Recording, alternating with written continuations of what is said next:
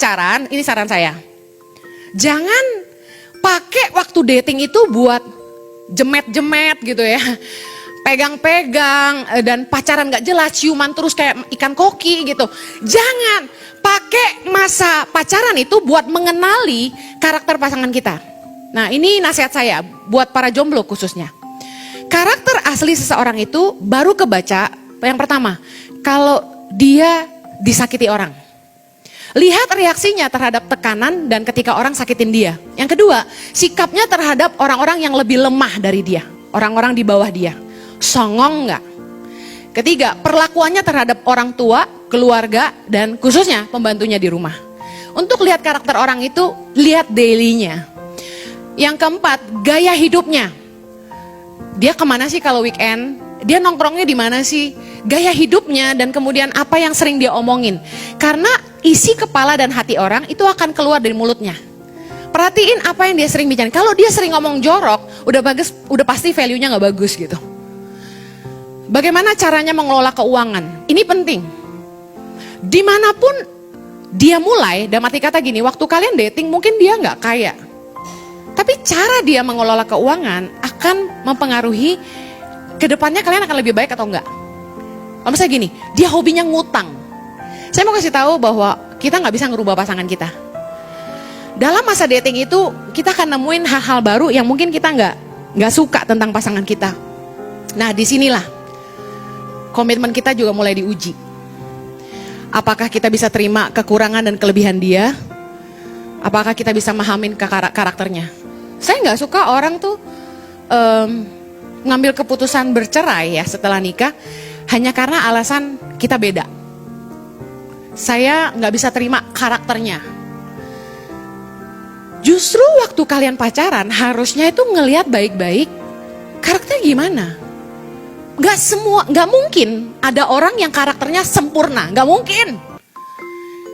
Cowok tuh datang dengan paketnya, cewek juga sama gitu lah. Misalnya contoh Jojo itu karakternya ramah.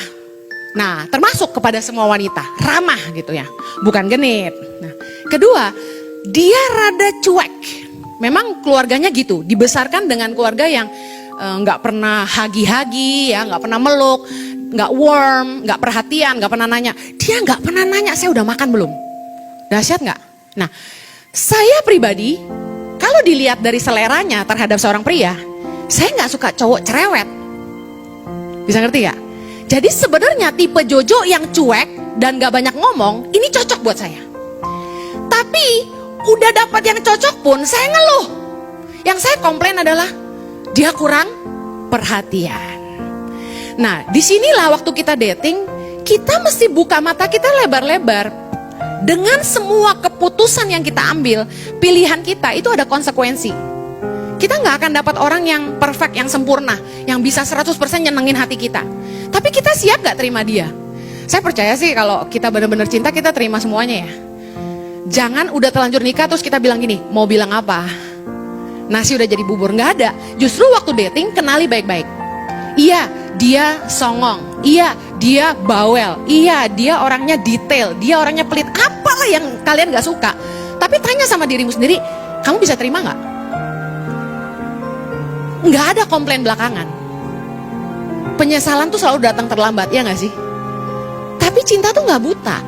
Makanya waktu pacaran itu, saran saya, pakai waktu kalian paling banyak tuh buat ngobrol, tuker pikiran. Karena ketika kalian diskusi, kalau ngomong dikit berantem, udah jangan diterusin deh. Karena saya konselingin banyak orang yang udah married dan akhirnya bercerai, itu karena ngomong dikit berantem. Makanya waktu masih pacaran ngapain aja gitu loh. Tempat yang paling afdol untuk kalian bisa tukar pikiran, saling cerita, saling kenal itu menurut saya di meja makan. Ngopi bareng kek, makan kek. Jangan waktu lagi dating udah waktunya nggak ada, seminggu cuma ketemu 2 jam atau 3 jam. Ngapain? Masing-masing sibuk sama HP. Buang aja tuh. Yang kedua, udah sempat-sempatnya ketemu cuma segitunya ngapain? Baca buku. Ya ampun, terus bilang gini, hobi kami sama. Enggak, lu baca buku di rumah gitu loh. Lagi ketemu, itu paling bener ngobrol. Ada lagi yang salah, cari tempat yang gelap-gelap di bawah pohon, pinggir pantai, Ancol. Yang gue heran ya, kok tahu aja tempat begituan gitu loh. Tempat mobil parkir goyang, aduh my god gitu kan. Apa yang terjadi? Kalian gak saling kenal, cuma kalian saling melampiaskan nafsu. Harusnya waktu dating itu pakai momen ini buat benar-benar tuh dengerin apa yang keluar dari pikiran dia, apa yang keluar dari hati dia, cara dia bahas masalah dia sama temennya, sama keluarganya. Ini penting untuk kita belajar ngertiin. Cinta tuh gak buta gitu loh. Jangan waktu dia cerita kamu gak dengerin apa-apa, mata kamu cuma menatap wajah gantengnya. Ganteng banget sih kamu, aduh giginya, aduh hidungnya. Jangan fokus dengerin dia. Open your eyes. Karena cinta tuh gak buta. Bilang dong sama kanan kirimu, cinta tuh gak buta. Tahu gak masalah terbanyak dalam hubungan tuh apa? Orang-orang bercerai tuh, saya menemukan survei, masalah terbanyak penyebab perceraian itu 3. Yang pertama, keuangan. Hebat ya. Uang itu jadi sumber masalah utama. Jadi waktu kalian dating, pastiin tuh buka mata, pacarmu ini orang yang rajin bekerja gak? Orang yang ulet gak? Pantang menyerah gak? Kemudian dia, biarpun awalnya dia cuma mungkin gojek, tapi kalau dia betul-betul rajin bertanggung jawab, pegang omongan dia, tepat waktu, dan gak ngutang kanan kiri, saya yakin orang ini akan sukses. Bisa dipercaya, tekun. Tau gak, ada value-value yang paling berharga daripada uang, yaitu integritas. Kalau orang bisa dipercaya, dia akan terus naik, bukan turun. Tapi ada orang yang modelnya malah ngutang melulu.